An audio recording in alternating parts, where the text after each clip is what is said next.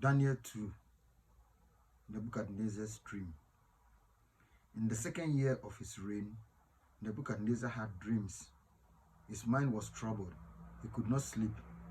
So the king summoned the magicians, enchanters, sorcerers, and astrologers to tell him what he had dreamed. When they came in and stood before the king, he said to them, I have had a dream that troubled me, and I want to know what it means. Then the astrologers answered the king, May the king live forever. Tell your servant the dream, and we will interpret it. The king replied to the astrologers, This is what I have firmly decided. If you do not tell me what my dream was and interpret it, I will have to cut into pieces your houses, turn them into piles of rubble. But if you tell me the dream and explain it, you will receive from me gifts and rewards and great honor. So tell me the dream and interpret it for me. Once more, they replied, Let the king tell his servants the dream, and we will interpret it. Then the king answered, I am certain that you are trying to gain time, because you realize that this is what I have firmly decided. If you do not tell me the dream, there is only one penalty for you. You have to conspire to tell me misleading, wicked things, hoping the situation will change. So then tell me the dream, and I will know that you can interpret it for me. The astrologers answered the king, There is no one on earth who can do what the king asks. No king, however great, mighty, has ever asked such a thing of any magician, enchanter, or astrologer. What the king asks is too difficult.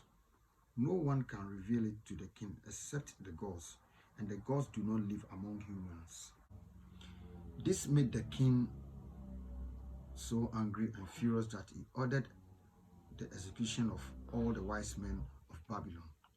So the decree was issued to put the wise men to death. And men were sent to look for Daniel and his friends to put them to death. When Arioch, the commander of the king's guard, had gone out to put to death the wise men of Babylon, Daniel spoke to him with wisdom and tact. He asked the king's officer, Why did the king issue such a harsh decree? Arioch then explained the matter to Daniel. At this, Daniel went into the king and asked for time so that he might interpret the dream for him. Then Daniel returned to his house and explained the matter to his friends, Hananiah, Mishael, and Azariah. He urged them to plead for mercy from the king and heaven concerning this mystery, so that he and his friends might not be executed with the rest of the wise men of Babylon.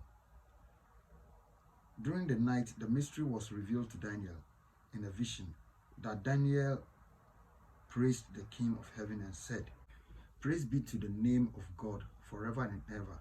Wisdom and power are his. He changes times and seasons. He deposes kings and raises up others. He gives wisdom to the wise and knowledge to the discerning. He reveals deep hidden things, and he knows that what lies in darkness and light dwells with him. I thank and praise you, God of my ancestors. You have given me wisdom and power. You have made known of me what we asked of you. You have made known of us the dream of the kings. Daniel interprets the dream. Then Daniel went to Arioch, whom the king had appointed to execute the wise men of Babylon, and said to him, Do not execute the wise men of Babylon. Take me to the king, and I will interpret his dream for him. Hyrock took Daniel to the king at once and said, I have found a man among the exiles from Judah who can tell the king what his dreams means. The king asked Daniel, also called Belteshazzar, are you able to tell me what I saw in my dreams and interpret it? Daniel replied, no wise man, enchanter, magician, or diviner can explain to the king the mystery he had asked about. But there is a God in heaven who reveals mystery. He has shown King Nebuchadnezzar what will happen in days to come. Your dream and your visions that passed through your mind as you were lying in bed are these. As your majesty was lying there, your mind turned to things to come, and the revealer of mystery showed what is going to happen. As for me, this mystery has been revealed to me, not because I have greater wisdom than anyone else alive, but so that your mystery may know the interpretation and that you may understand what went through your mind.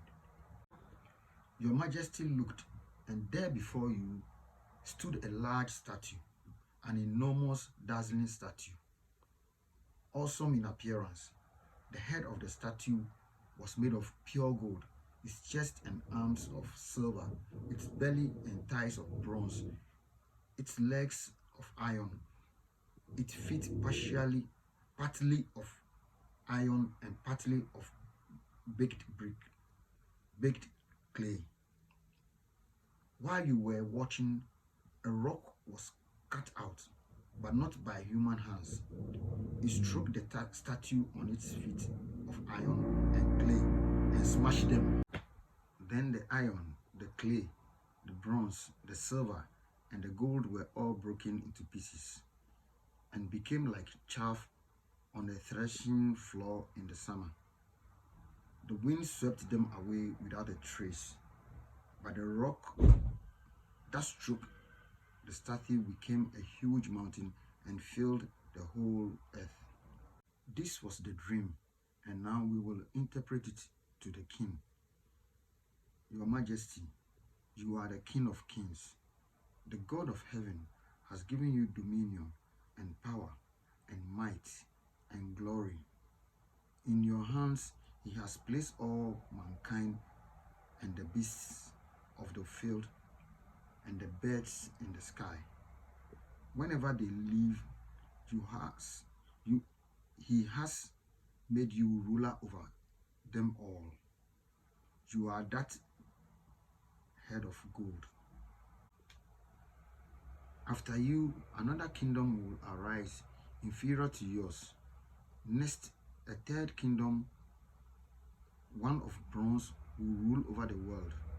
Finally, there will be a fourth kingdom, strong as iron, for iron breaks and smashes everything. And as iron breaks things to pieces, so it will crush and break all the others. Just as you saw that the feet of and toes were partly of baked clay and partly of iron, so this will be a divided kingdom, yet it will have some of the strength of iron in it, even as you saw iron mixed with clay. As the toes were partly iron and partly clay, so this kingdom will be partly strong and partly brittle. And just as you saw the iron mixed with the baked clay, so the people will be a mixture and will not remain united any more than iron mixes with clay. In the time of these kings, the God of heaven will set up a kingdom that will never be destroyed, nor will it be left to another people. It will crush all those kingdoms and bring them to an end, but it will itself endure forever. This is the meaning of the vision of the rock cut out of a mountain, but not by human hands. A rock that breaks the iron, the bronze, the clay, the silver, and the gold to pieces. The great God has shown the king what will take place in future. The dream is true, and this interpretation is trustworthy. Then King Nebuchadnezzar fell prostrate before Daniel and paid him honor, and ordered that an offering and incense be presented to him. The king said to Daniel, "Surely your God is the God of gods and the Lord of kings and revealer of mysteries, for you were able to reveal this mystery." Then the king placed Daniel in a high position and lavished many gifts on him. He made him ruler over the entire province of Babylon and placed him in charge of all its wise men.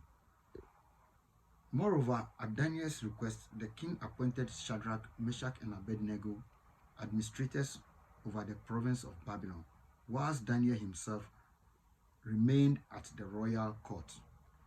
This is the word of God. Thanks for listening.